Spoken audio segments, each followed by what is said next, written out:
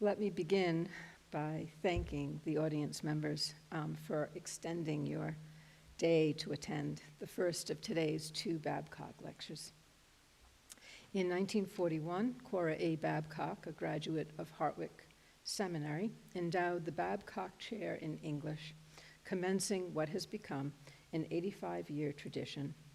It is part of the Babcock Chair's responsibility and her privilege annually to organize the Babcock Lecture. Whereas Cora Babcock's original generosity set the stage, so to say, for this annual event, this year's Babcock lectures and events could not have been launched without the generous and skilled efforts made by many good colleague collaborators. Doctors Douglas Kendall and Quentin Lewis, Yeager Museum coordinator and curator respectively, partnered with Dr. David Cody to stage the Presence of Poe exhibit on view through May 16, which features first printings and illustrated editions of Poe's works, as well as Poe-influenced cultural artifacts. Professor Steph Rocknack generously lent the museum Poe's head, or more precisely, the clay mock-up of the head that tops her renowned cast bronze statue of Poe returning to Boston, located at the corners of Boylston and Charles Street.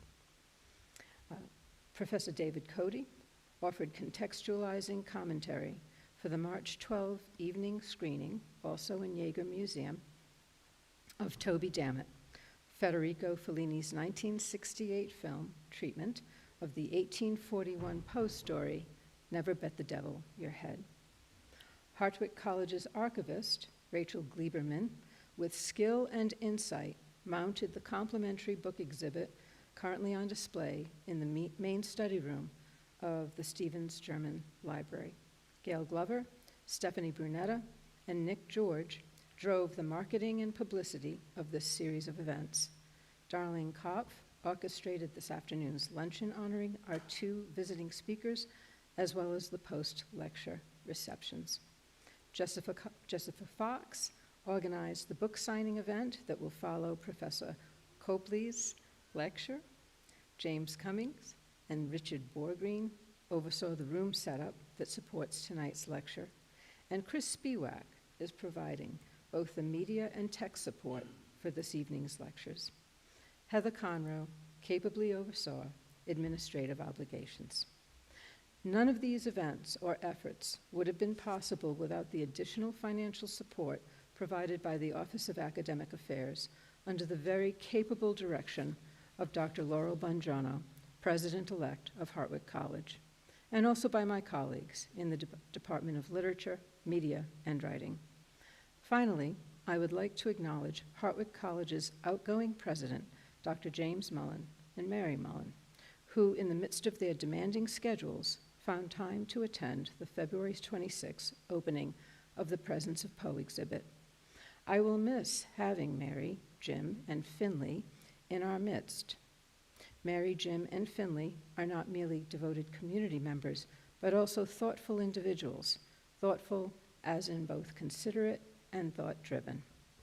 These acknowledgments made, I would like to invite to the podium Professor Emeritus of English at Hartwick College, David Cody, to introduce this afternoon's Babcock lecturer, Professor Richard Kopley. Professors Cody and Kopley are longtime colleagues and friends, each pacing and encouraging the other in the critical recovery work their distinguished scholarship advances.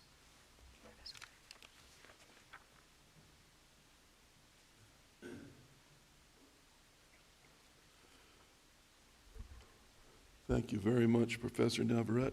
Am I audible to? Okay. That might not be a good thing, but, and I'd like to second everything that Professor Navarrete just said. Thank everyone involved with this, and particularly our two distinguished speakers this evening, and Professor Navarrete herself, who was the moving force behind all of this. So we all owe her a debt of thanks as well. Richard Kopley is Distinguished Professor of English Emeritus at Penn State Du Bois, A prolific writer on 19th century American romantic literature, excuse me, Professor Kopley has published many scholarly articles and chapters on Poe and Nathaniel Hawthorne, and has lectured widely on the two writers, both in the United States and abroad. His published books include The Threads of the Scarlet Letter, a study of Hawthorne's transformative act, in 2003, Edgar Allan Poe and the Dupin Mysteries, 2011, and The Formal Center in Literature, Explorations from Poe to the Present, 2018. He has served as editor of a number of other Poe-related works.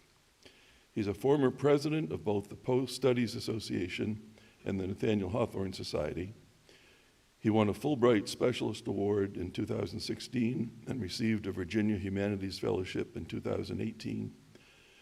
In 2018, he was also given a Lifetime Achievement and Service Award by the Poe Studies Association. In July of last year, 2025, he was a keynote speaker at the Paris Conference of the Poe Studies Association and the Nathaniel Hawthorne Society in Paris. He's also published a number of short stories and 2 children's picture books. The book that he will be discussing today is his latest, and if I may say so, his magnum opus, Edgar Allan Poe, A Life, from the University of Virginia Press. National reviewers have already described it as magisterial, definitive, and monumental. And I just add a footnote to my own footnote here, but Poe's life is filled with myth, legend, mystery, history. And he walks toward us down through the years in a kind of cloud of misinformation, disinformation, and so on. Behind that is a human being, and Professor Kopley in this book has given us a portrait of the human being who was Edgar Allan Poe in detail that we've never seen before. It's really a wonderful thing. In January of this year, A Life was nominated by the Mystery Writers of America for their prestigious Edgar Award in the nonfiction category, and it has already received the 2025 Poe Society of America's Patrick F. Quinn Award for the year's best monograph on Poe. Before remanding you to the custody of Professor Kopley himself, I'd like to take a moment to remind my listeners of just how much courage it must have required in this increasingly delirious day and age to take on the challenging, not to say daunting, task of writing a new and definitive biography of Edgar Allan Poe, the divine Edgar, as Vladimir Nabokov calls him.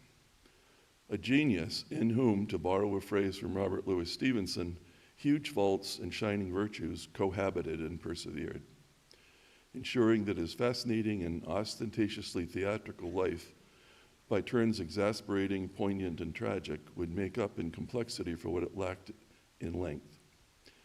In the 186 years that have elapsed since Poe's death, there have been many attempts to chronicle his life and works, written from every conceivable critical perspective.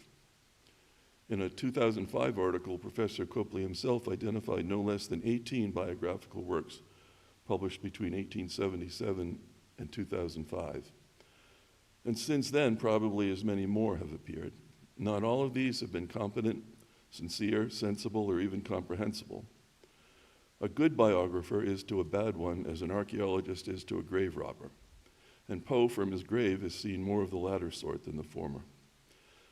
I'm very happy, therefore, that Professor Kopley not only decided to embrace this enormous responsibility, but was able to bring this vast project, clearly a labor of love, to its present exceedingly felicitous and, as it were, triumphant conclusion.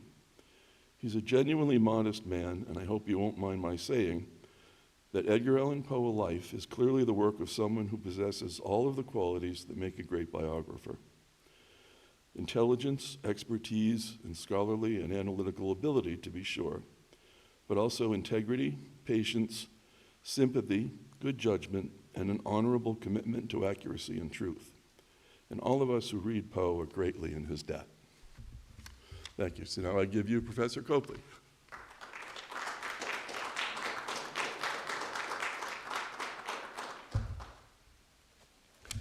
Thank you, David. That may be the best introduction I ever received. Thank you so much. This is going to be a talk about unknown stories about Edgar Allan Poe. I'll start with acknowledging that this is the first of 2 Cora A. Babcock lectures today here at Hartwick College in Oneonta, New York, the city of hills. Thank you for coming, both in person and online. I'm grateful to Cora A. Babcock and to the 2025-2028 Cora A. Babcock Chair in English, Professor Susan Navarrete, who invited me in the first place, and to fellow Poe and Hawthorne scholar, Professor David Cody. Susan and David have become my good friends. And I'm grateful to the Yeager Museum curator, Dr. Quentin Lewis, and Yeager Museum coordinator, Dr. Douglas Kendall, for the current Poe exhibition, which I just saw, and it was terrific. I recommend it to you all. And I'm very glad to acknowledge in the audience Stephanie Rockneck, sculptor of Poe Returning to Boston, which is situated at Boylston and Charles Streets in Boston. It's a wonderful statue right there at the level with all pedestrians. People put their hand around him and take photos. It's a wonderful addition. And I'm happy to recognize, too, my old friend and fellow Babcock lecturer, Stephen Lowenthal, one of the world's great rare book dealers. And thanks, as always, to my dear wife, Amy Golani.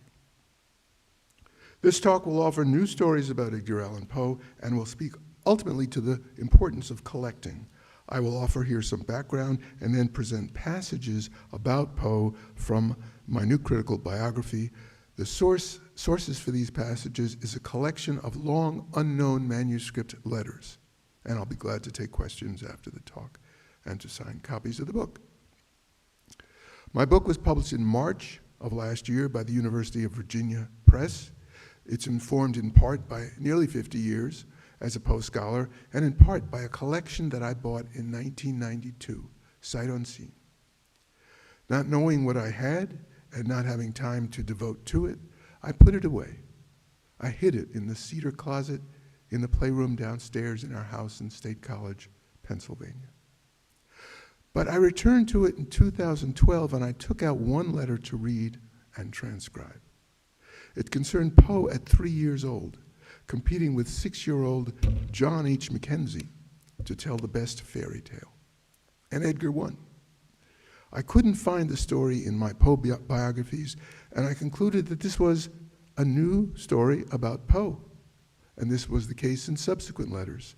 With new story after new story, I soon realized that I had a series of hitherto unknown stories about Poe, written by Flora Lapham Mack, who was the daughter of a cousin of the first wife of Poe's best friend, whose name was John H. Mackenzie. And since he married her mother, she became his stepdaughter. She was writing in Danville, Virginia in 1908 and 1909. She was telling stories about Poe that she had heard from John and his mother, Jane Scott, and others in the family to a more distant relative, William Lanier Washington, who wrote a biography of Poe but destroyed it, still protecting the letters from Flora. For several months, I would wake up each morning anticipating reading and transcribing the letters, wondering, what's Poe going to do today? And there are, in fact, 2 collections of Flora letters to William Lanier Washington. One of them is mine. The other belongs to the Poe Museum in Richmond, Virginia. I consulted my Flora letters and the Poe Museums in writing this book, and where I could, I researched the letters. I'll focus today on Poe in Richmond in 1836, because this is where I have the most new material. This is a vital period in Poe's life.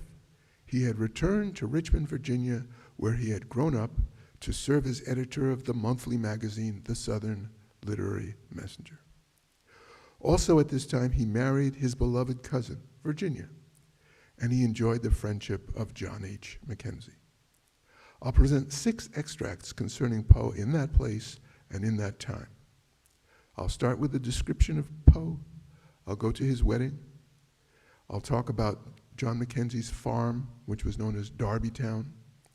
I'll talk about Poe's apartment, which he lived in with his wife, Virginia, and her mother, his aunt and now mother-in-law, Maria Clem. I'll talk about Poe's drinking, and I'll talk about Darbytown again. Darbytown was the great good place, and the place that these letters recover. It is hardly in any of the previous Poe biographies.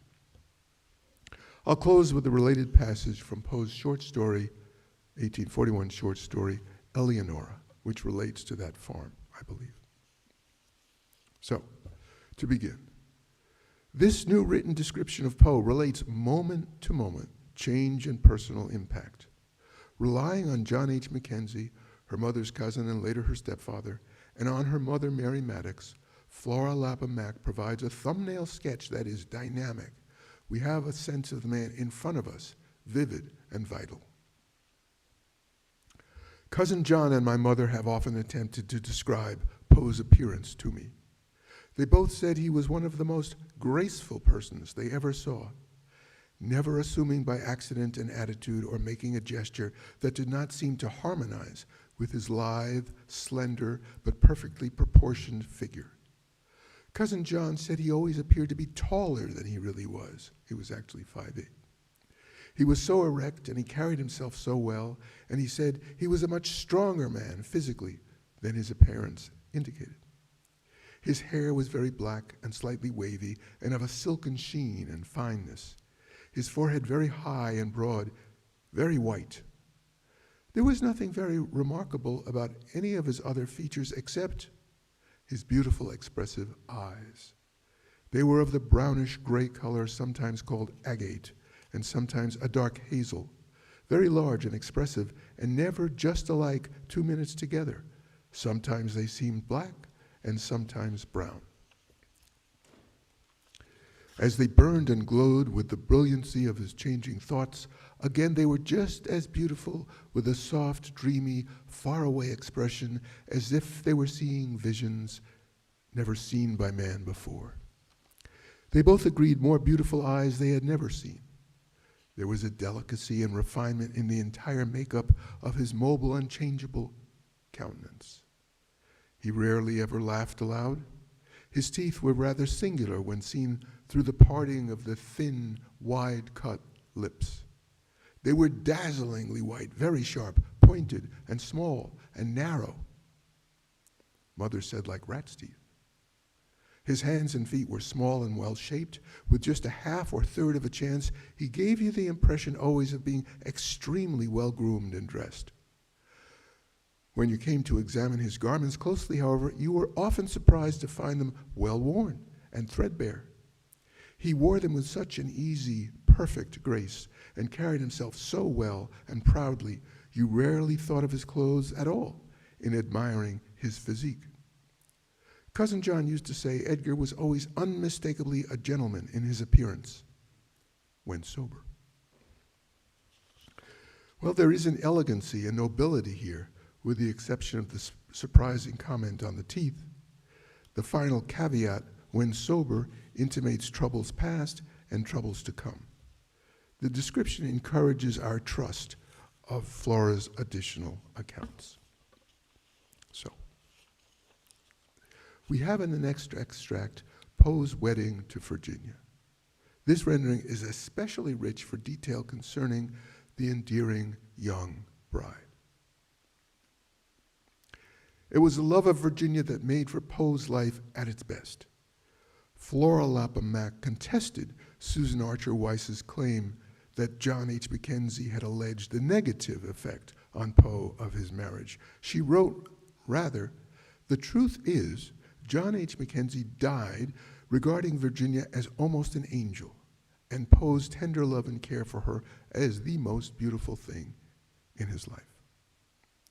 On the night of Monday, May 16, 1836, at the parsonage of Presbyterian minister and editor Amasa Converse, Poe married his cousin Virginia. Fame was not his only bride. Relying on her mother, Mary Maddox Lapham, her father, Benjamin Byrene Lapham, and her stepfather, John Hamilton Mackenzie, Flora reported that at the time of her marriage, Virginia was a roly-poly, plump, dimpled, baby-faced little girl, very attractive and winsome in her appearance, with the most childlike, ways and tastes. She had short black hair and black eyes, Mac noted, and their expression was peculiar, having by turns an appealing, pathetic softness and a sort of wide-open, innocent, surprised, wondering glance, which was very attractive. Mac elaborated on Virginia's white dimity dress. The white dimity was intended for her Sunday dress when made, Mrs. Clem said, and was her wedding dress. She wore it with a necklace of baby coral around her white neck. It was made in empire style, with the neck cut low, elbow sleeves very short waist, and exceedingly narrow, skinnety shirt only coming to the ankles. The printed document for the wedding bond stated that the bride was 21 years old, but she was actually 13. Today, we would wholly disapprove of the marriage of so young a bride, but Mac, citing several examples of other young brides, stated, "It was not unusual at all, but the customary thing at that time for girls to marry while yet children." Among those present, in addition to Poe, Virginia, Maria Clem, and the minister, were messenger proprietor Thomas W. White, his daughter Eliza, messenger foreman John McFarland, messenger assistant John W. Ferguson, Tom W. Cleland, a son-in-law of Poe's former boarding house owner, and his wife, Mrs. James Yarrington, the present boarding house owner, and Jane Foster, a small young girl who witnessed the wedding in a mirror they were apparently crowded in, and marveled at Virginia's not changing in appearance after the brief ceremony. The company celebrated with wine and a wedding cake made by Mrs. Clem and Mrs. Yarrington. Though it is sometimes argued that Poe and Virginia left then for Petersburg, Virginia, there is another version of the story involving their staying in Richmond that night. Mac asserts, Edgar came round on the morning after the 16th of May and announced, presumably to Mrs. Jane Scott Mackenzie, that he had been married the night before at the Presbyterian parsonage by Mr. Converse. Mac goes on, this was the very first intimation that the Mackenzies had that he had any idea of marrying his little cousin. She adds, Cousin John, that is John H. Mackenzie, said he had heard the news, had time to get over his first surprise, and to conclude perhaps it would make Edgar, who had been leading a very wild and dissipated life for some time past, do better with these two very sweet and interesting women to care for before he saw him. And so he just cordially congratulated him and called by their boarding house and congratulated Virginia and Mrs. Clem, telling them how fond he was and had always been of Edgar, and that they must come soon and often to Darbytown, his farm, and let your, that is William Lanier Washington's great-grandmother, Aunt Polly, John's mother-in-law, and your aunt, Louisa Lanier, John's wife, add their congratulations.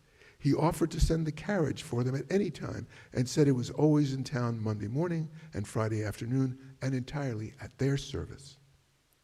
And then came an extraordinary moment.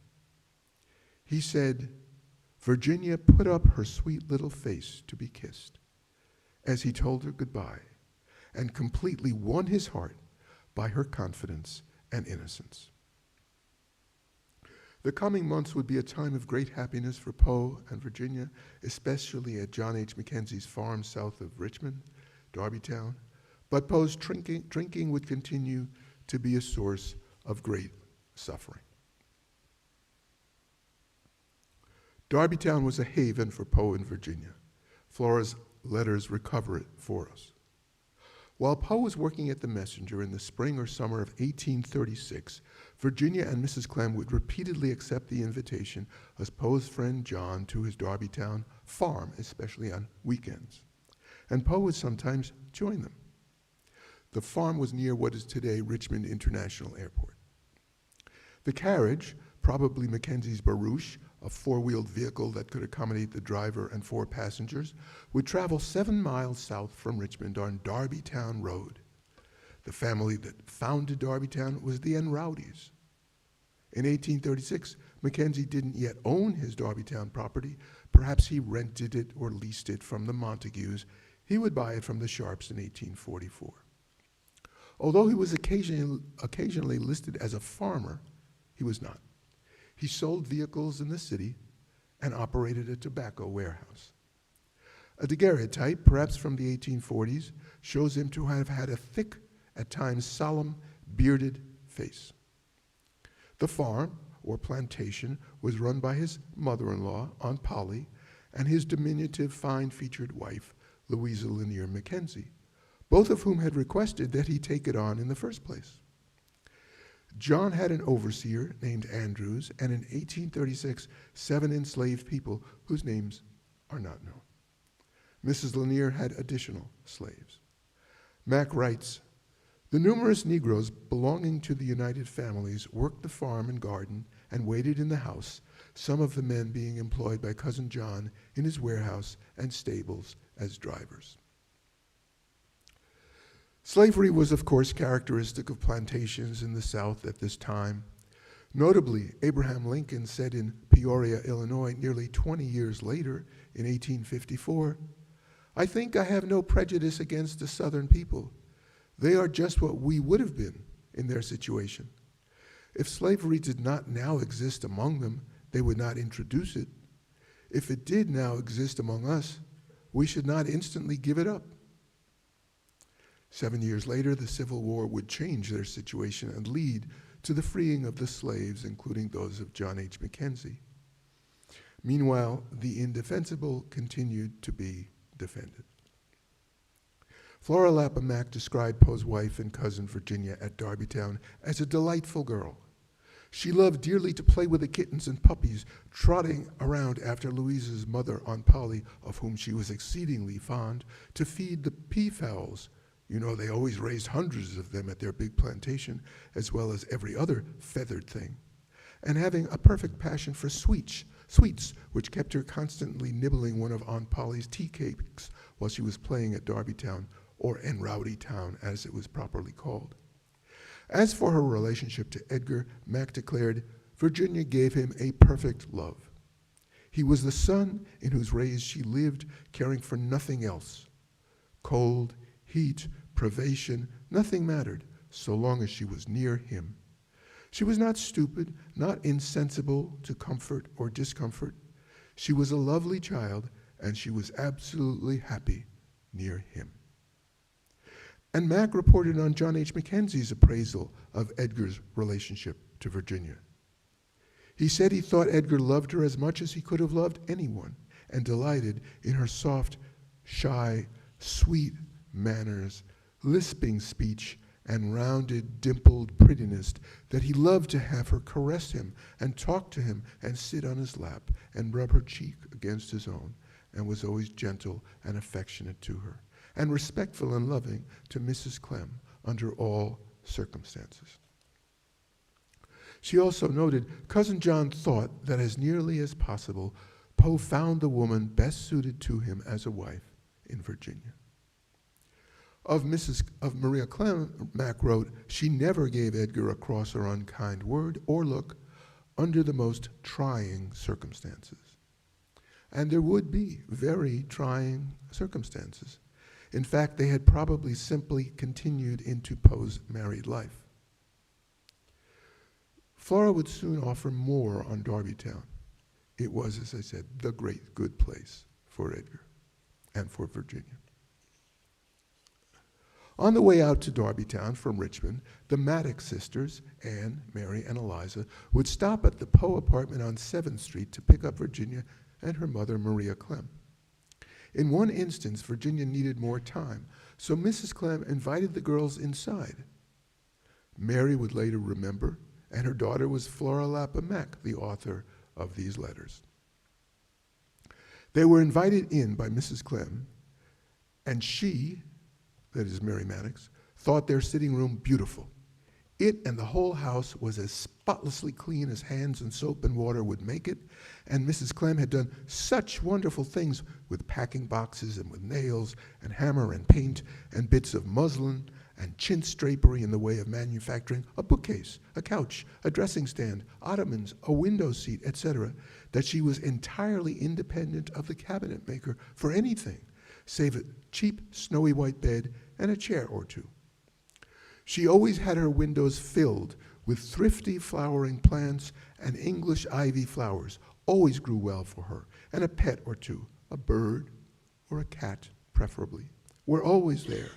And these, with some strips of rag carpet, made the prettiest, cheeriest, most home-like room she remembered seeing in her childhood.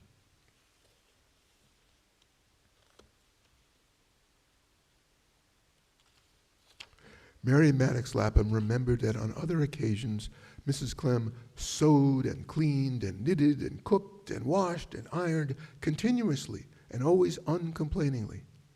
Mrs. Clem taught her all kinds of fancy knitting, and Virginia did such knitting as well, and eyelet and other beautiful embroidery, which was sold at local shops.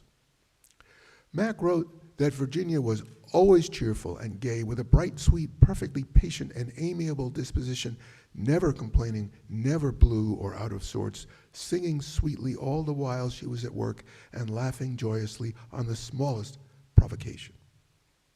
The family's beautiful sitting room doubled as Edgar and Virginia's bedroom. If Maria Clem could secure boarders, she slept in a cot in the kitchen. Mrs. Clem's gift for homemaking was evidently well appreciated by her son-in-law. Mac noted he delighted in Mrs. Clem's orderly, comfortably kept rooms, often saying he could not rest amid disorder. The disorder in Poe's life would be of his own making. That disorder chiefly involved Poe's drinking. It would be Mrs. Clem and John H. Mackenzie who would try to deal with the problem. Mrs. Clem nursed him when sick. John Mackenzie chastised him later. They were both devoted to the wayward Edgar. We cannot know precisely the dates of Poe's sprees in Richmond in 1836, but they unquestionably took place. Poe admitted this himself in a letter to Joseph E. Snodgrass of 1841. Defending himself against the charge of intemperance made evidently by William E. Burton, Poe denied that he had ever been in the habit of intoxication, but acknowledged, for a brief period, while I resided in Richmond and edited the Messenger, I certainly did give way at long intervals to the temptation held out on all sides by the spirit of Southern conviviality. My sensitive temperament could not stand an excitement which was an everyday matter to my companions.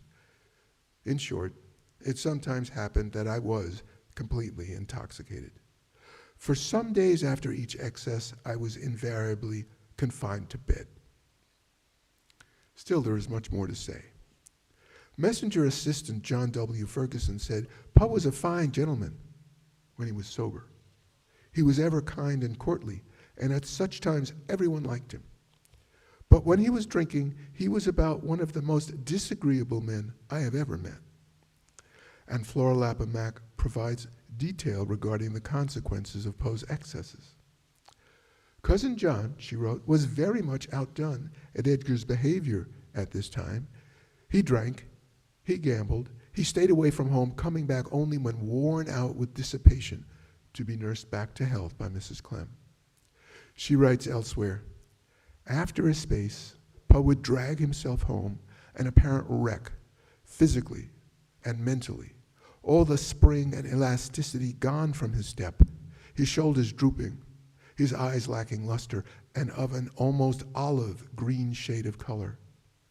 Every bit of vitality gone from mind and body, and there he would lie, prone and almost lifeless, loathing food and light and companionship of any kind except Mrs. Clem, for days. It required the most careful nursing and watchfulness to revive and restore him after one of those breakdowns. And Mrs. Clem had learned to be an adept in this task. With love and tenderness and unfailing patience, she ministered to his body and mind, stimulating and encouraging him until he was fitted to take up the battle of life again. Cousin John said he owed his life to her, time and again, for there were often times when in his awful depressions and abject misery and despair, he was tempted to kill himself. Then she never relaxed her vigilant watch, night or day, and almost exhausted herself to the verge of illness by spending many sleepless nights and weary days together in constant attendance on him, pleading, coaxing and commanding by turns until he was himself again. Mrs. Clem was clearly a valiant caregiver, and to confide in someone, she would turn not to her young daughter Virginia or to Poe's sister Rosalie, but to stalwart, sympathetic John H. Mackenzie. The bond was that they both loved Edgar. To Maria Clem, he was her dear nephew and son-in-law, and to Mackenzie, he was his lifelong friend, a most lovable, brilliant, and interesting person. Mac expands on their connection. Both John H. Mackenzie and Mrs. Clem seem to have agreed, at least tacitly, that they must take him just as he was, and condone and accept his faults and failings as best they might, loving him dearly because they must. It was because she understood and rejoiced in this attitude of John Mackenzie's toward Edgar, recognizing in it a duplicate of her own feeling toward him, that Mrs. Clem came to rely on and confide in him as she did no one else, not even his wife, whom she tenderly shielded as much as possible, taking the burden on her own shoulders. For this reason, this poor, care-burdened creature often sought the office of John Mackenzie's warehouse to unburden her heart and consult with him as to the complex worries and sorrows of her hard and joyless life. And she always found in him a faithful and helpful friend and a safe confidant. They were fortunate to have each other, as Poe was to have both of them. With regard to Edgar's relationship to Mrs. Clem and Virginia, Mackenzie believed that with all that was best and purest in his nature, Edgar loved them both. He loved to have them near him and touch him tenderly, and often their caresses were never ill-timed or unwelcome, but sought, invited, whenever he came near them. But Poe's good friend was outraged by Edgar's sprees, and privately he admonished his friend. Mac relates Mackenzie's response. This as she would have heard it from Mackenzie himself. Even in the first months of his marriage, Poe neglected Virginia and Mrs. Clem, spending his money in rioting and carousing and leaving them to live as best they could, as irresponsible and improvident toward them as possible, and yet always dragging himself home half dead, despondent and despairing, to be nursed, petted, and caressed back to a point where he could take up the burden of life again. After every prolonged debauch, Cousin John told him in great indignation his opinion of his behavior in the plainest terms, time and again, and was promised each time he would do better. He declared he was ashamed of himself, and he wished he was dead. But it wrought no permanent change for the better. In a little while, he had gone back to his same old habits, and Cousin John, loving him tenderly through it all despite his sympathy and affection for Mrs. Clem and Virginia, declared that he did not believe Edgar could help it, though he believed he really and honestly tried to and was sincerely ashamed of his conduct. Poe's addiction to drink was the affliction that would defeat him.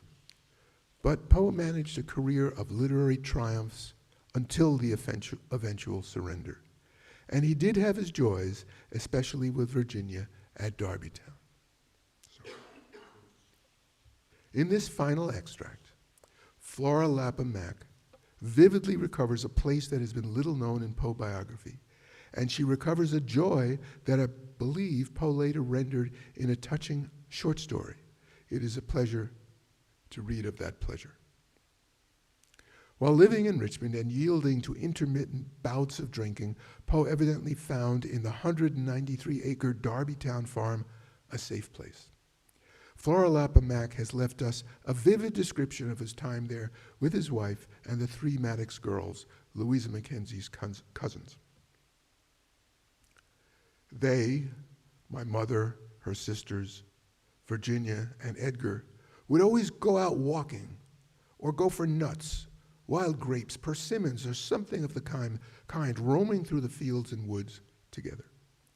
Edgar was always at his very best in these expeditions, gay and bright, telling them gay stories or weird ghost tales as they walked or rested in mossy dells or sunny fields or grassy knolls, and Edgar the immortal climbing the trees for fruit, shaking down the nuts and gathering the nuts and honey shucks, whistling gaily in accompaniment to the songs they sang as paeans of praise for the very joy of living. He walked always hand in hand with Virginia and carried her in his arms over the logs thrown across the branches and brooks for bridges, which she was timid about trusting herself upon, and she was perfectly and radiantly happy. This wonderful time may have been the basis for Poe's extraordinary tale of love in the valley of the many-colored grass, Eleonora, and I'll return to this story at the end. Flora continued describing Edgar and Virginia and the Maddox girls returning to the Derby House town of the home of the Mackenzies. Then, as evening approached, they came happily homeward, bearing their spoils, and singing as they came to assemble those dear people, the seeing of whom once more and greeting joyously forms my sweetest vision of heaven. Your great-grandmother, on Polly, my kind, benignant, well-remembered, and beloved aunt, your Aunt Louisa Mackenzie, a frail, delicate little woman whom I also love very much, my own dear mother, her sisters, dear old cousin John, Mrs. Clem, Edgar Poe, and little Virginia. Think of this group assembled in the old, huge, square reception hall of Derby Town on an autumn evening, just as they were so often gathered there together. The memorable hall, the scene of such gladness, is detailed affectionately. The old hall I remember so well. It was a huge apartment with its polished, well-waxed floor, its two long old haircloth sofas, its mahogany table and secretary or escritoire and bookcase, its cozy armchairs and rockers. The firelight flickers over the brass fenders and andirons. I have the same fender as a souvenir still. It's reflected in the old polished mahogany furniture on every side, and almost make the light of the 4 candles in their tall brass candlesticks seem an impertinence. 2 of these are situate on the ends of the carved tall mantelpiece, the carving of which was my childish delight to look at and study, representing Pharaoh's host being drowned, and 2 on the candlestand, which in the daytime is folded flat and set against the wall. Well, they are all passed away now, peace to their ashes, but then, and for many years afterward, they were more alive than most. And thanks to Flora Lapham Mack, we have a delightful moment imminent for which we might well pause. Poe's life was famously full of sorrow, so it is satisfying to encounter an instant of elation, one that we have not known before. Mack writes with evident pleasure about Poe's remarkable caper into John and Louisa Mackenzie's parlor and the joyous activities that followed. Cards, music, and dancing were a part of the evening program at Derbytown, and little Virginia loved to dance about as well as the rest of them. Cousin John often told me how a great danseuse, Fanny Ellsler, I think it was, had just visited Richmond at this time, and Edgar, to their delight and amusement, would imitate her grand entree, opening the wide doors which led from the entrance hall through a short entry into the parlor where they had all assembled now with Virginia at the piano. He would come with a sort of running leap into the parlor and landing on the toes of his right foot, twirl rapidly around for a moment, and then he would dance most gracefully and rhythmically an intricate and Spanish fandango. Then they would all dance square dances a while, and then Cousin John and Virginia would sing together.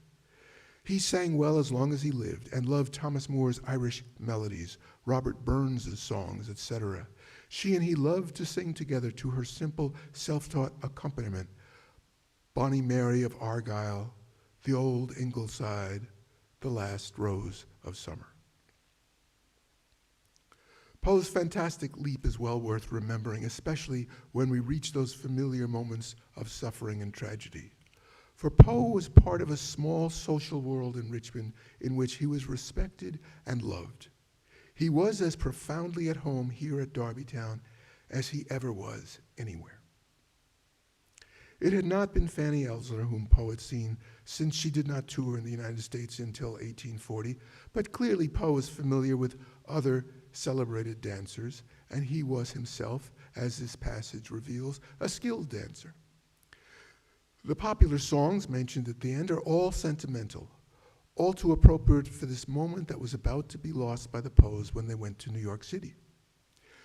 The latter two songs honor old times, Auld Lang Syne, the days that are gone in the old Ingleside, the loss of love's shining circle in the last rose of summer.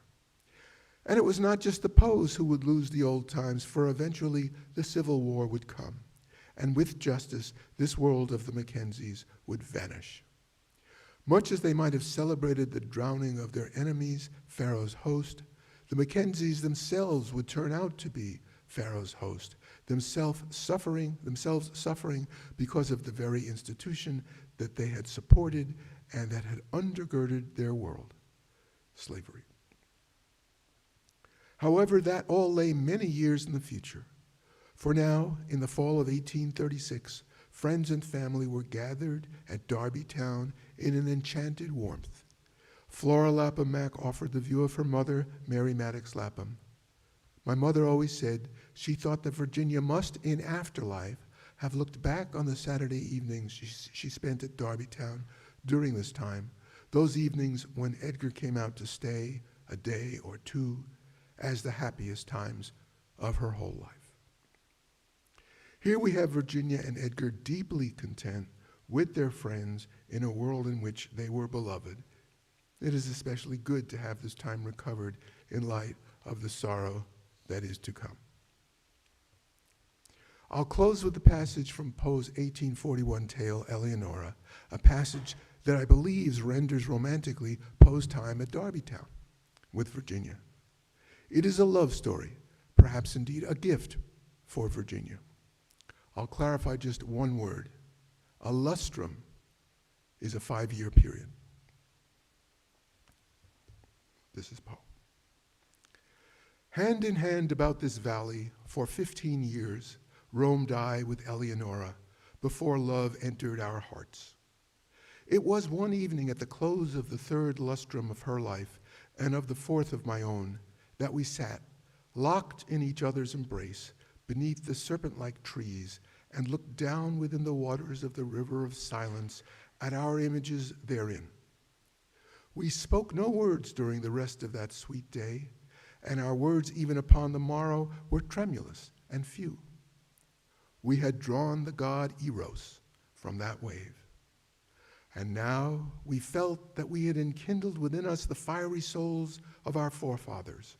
The passions which had for centuries distinguished our race came thronging with the fancies for which they had been equally noted, and together breathed a delirious bliss over the valley of the many-colored grass. A change fell upon all things. Strange, brilliant flowers, star-shaped, burst out upon the trees where no flowers had been known before. The tints of the green carpet deepened, and when one by one the white daisies shrank away, there sprang up in place of them 10 by 10 of the ruby-red asphodel. And life arose in our paths, for the tall flamingo, hitherto unseen with all gay, glowing birds, flaunted his scarlet plumage before us, and the golden and silver fish haunted the river, out of the bosom of which issued, little by little, a murmur that swelled at length into a lulling melody more divine than that of the harp of Aeolus, sweeter than all save the voice of Eleonora. And now, too, a voluminous cloud, which we had long watched in the regions of Hesper, floated out thence, all gorgeous in crimson and gold, and settling in peace above us, sank day by day, lower and lower, until its edges rested upon the tops of the mountains, turning all their dimness into magnificence, and shutting us up, as if forever, within a magic prison house of grandeur and of glory. Thank you all very much for your kind attention. It's been a pleasure to share this with you this afternoon.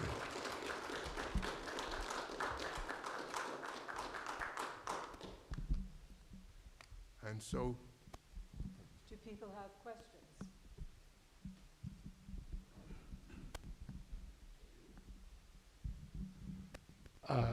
Hi again, Richard. That was really fascinating. Thank you. I'm curious about these letters that you rely on for these passages as kind of historical artifacts themselves. They have, the tone of them is nostalgic. And I wonder about the context in which they were written and the extent to which you found yourself embracing the narrative they portray through that nostalgia, or having to read against that nostalgia to try and find something on the other side of them, if you understand what I mean. yes. Flora Lapham Mack was writing these letters in 1908 and 1909 in Danville, Virginia. I visited Danville, Virginia, and I went down the street where her little house, tiny little house was, and it was condemned. So I was never able to go inside. Nobody was living there. And I came back a year later, and it was gone. So she was writing this in very restricted circumstances. She was relatively poor.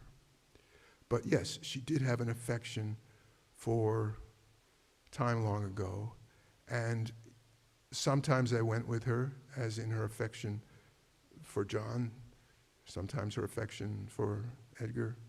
But I resisted anything having to do with affection for the Confederacy or slavery or any idea or attitude that went along with that. I did occasionally, when I could, check her detail, and in some cases, she was just wrong, with regard to, say, a date. But she had no resources.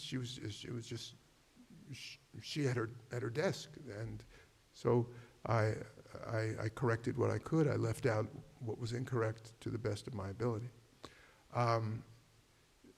So there was a mix.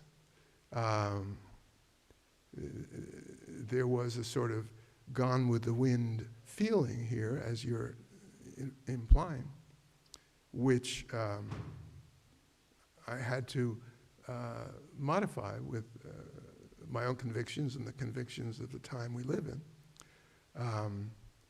But the feelings were real, even if we would critique them. And my guess is that for Edgar and for Virginia, these times that she renders as happy were in fact happy. And boy, do we need those happy times, considering Poe's life of various sorrows. So the answer is, it was a judgment call. As I went through the letters, I had to make a judgment and say, I'll go with you, Flora, or not quite, Flora.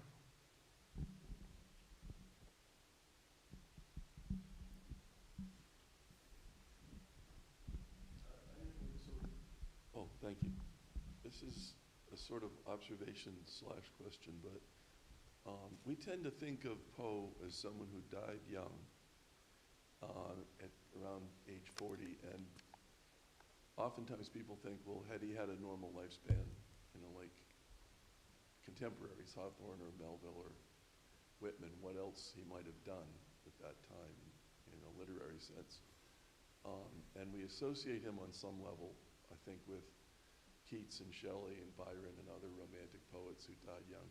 But these letters make it sound as though he was lucky to live to be 40, and he might easily have died in his mid-20s, which would have been the mid-1830s, had it not been for the tender mercies of Mrs. Clem.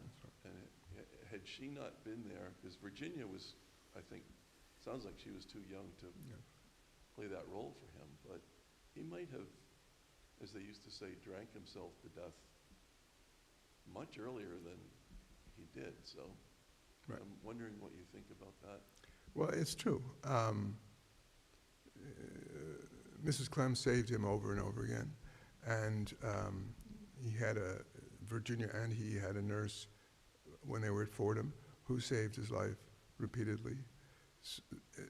In fact, when he was in Richmond in the summer of 1849, which is already late, he had a spree, a small one, then he had a spree, a large one. And the doctor, who was John Mackenzie's brother, said, if you do this again, you're going to die. He did it again. He died. He was very fortunate in having people who loved him, who could care enough for him to save him from himself. Yes, so I'm grateful he got that far. Had he lived, what would he have done? He probably would have edited this dream magazine that he'd been thinking about for most of his career, with which he thought he could make his fortune and right the wrongs in American literature. I think he cared about that almost more than his own writing at the point of his final months. But it wasn't to happen, and I think he knew. There are various recollections of Poe in his final years in which he had a look of a sort of uncanny prescience about the shortness of his days. So I'm grateful he made it that far. Just for a side comment, I was steered to the University of Virginia Press by a fellow named Joel Myerson, a great scholar, and he said to me, I've never met a biographer who wanted his subject to live a day longer. So, but he was fortunate, and we were fortunate that he made it that far.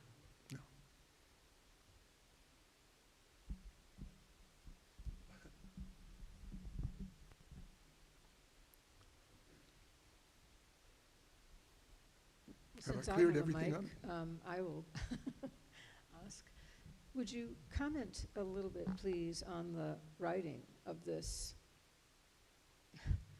magnificent tome, on the challenges related thereto, the stretch of time, how you kept yourself wedded to the task, and what some of the more challenging stretches were? Sure. I had been working on Poe for several decades. I didn't know I was going to write a biography until I got the floral letters, and then 20 years later actually transcribed them. And then I realized this was too good not to do. I was very fortunate in that the editor at the University of Virginia Press gave me a contract that allowed delivery in 7 years. So that eased things. I promised him 125,000 words. I delivered 300,000 words, and he just said, yeah, I guess it grew, and that was it. I expected of myself a paragraph. If I could write a paragraph in a day, I was perfectly content. Sometimes I didn't write a paragraph, but that was my steady goal. I thought of things like, slow and steady wins the race, the tortoise and the hare. I was just writing about this. I thought of another fairy tale, The Little Engine That Could, because it seemed so daunting to do this thing. And I just thought, I can do it. I think I can. And I was also looking for opportunities to ascend, not gratuitously, but if Poe's life invited it, I would be there to go with him. It was very much an effort to see him as he was, not to see him as he has been seen, not to have a theory or a critical methodology other than close reading. Just see the man and his work as closely as I can, informed by the years of work I had done, the reading I had done of others' work. So it was slow and steady, and it was a pleasure because I loved Edgar. It was terrific to spend time with him, and I could sometimes find something out new, or if I couldn't find something out new, maybe I could write a good sentence, and that was a pleasure. I found myself using techniques that I taught in my composition classes. I just channeled myself. Oh yeah, do this, And And that would be very helpful and also sort of heartening to see how certain ideas I had were working in terms of the syntax of the page. There's also an attention to form, and this I learned from Poe himself. So there were multiple pleasures. I should say, of course, I have a very good research library. I have 1,000 books. I have many, many publications, photocopies. I have many magazines and newspapers, and I could check something pretty quickly right there, let alone using the internet. I did do research at the Library of Virginia. I did do research at the Library of Congress. I did do research at the University of Virginia Library. I went to West Point. There were these jaunts, but with COVID, of course, I stopped. I sort of hid out at that point. And I became the resident scholar, except the residence was my own house. It worked out. I was 2 weeks early with the delivery of the manuscript, and the editor was pretty pleased, and I was very pleased, relieved, extremely relieved. But looking back on it, I could think it was a very happy time. Having spent your life as a distinguished American literature, first student and then teacher and writer, do you feel a sense of closure having accomplished the great biography of perhaps the greatest, most influential American writer? And if you don't feel closure, where could you possibly go from here? You know, thank you for that question, Steve. You know, when I first met my wife, we talked about what we wanted to do in our lives. And I said, I want to do something great. I don't know exactly, but I want to do something great. And with this book, I feel I've done it. I've done as great a thing as I could do. And so, yes, there's closure, there's a calm, there's a sense that no matter what else happens, that book exists in the world. And that's very gratifying. What else I might want to do? Well, you know, I'll still do now and then some Poe thing. I will have an essay coming out next year on Poe as a friend. We think of Poe as a man who loved a woman, given his romantic poetry, or we think of Poe as a man who was hated by Rufus Griswold. But there's another area that we don't pay so much attention to. He very much valued friendship, so I've written an essay on all his significant friendships. That was a pleasure to write. But I also would like to try other things. I would like to try to go back to children's picture books, back to short stories. Just try new things. I know I'm very fortunate, and I look forward to new possibilities. There are two quotations I'm thinking of. One is one I used to use with my classes sometimes. E. Cummings wrote, "There's a hell of a good universe next door, let's go." And the one by Tennyson, where he's writing about an old Ulysses, probably by his view, old would have been 50. He wrote this, in fact, Tennyson did when he was in his 20s. He wrote of an old Ulysses bored, at Ithaca, wanting to have one more adventure. And he says, "Come, my friends, 'tis not too late to seek a newer world." That's the kind of thought I have about coming years. Thanks. Well, thank you all for coming. Thank you for inviting me. Thank you. I will mention that the director of Hartwick College's college-wide writing program is with us tonight, Dr. James Cochran, and I'm sure he revels in hearing you say that you drew upon and have been drawing upon your strategies from teaching composition Absolutely. to courses to write the biography. You learn a lot teaching composition, and I found a place for it in writing this book. So go back and assign them a biography to write. There you go. Again, thank you for being here this evening. Dr. Kopley will welcome, signing a copy of his book for you.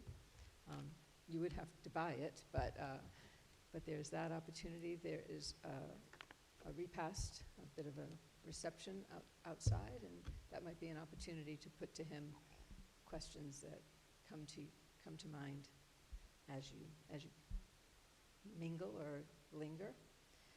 I will also mention Stephen Lowenthal is with us this evening as well, and he will speak at 7:30 about his prodigious and extraordinary rare book and historic photograph collecting exploits. So if you would return or would like to return, please feel welcome to do so. So thank you once again. Thank you. Thank you.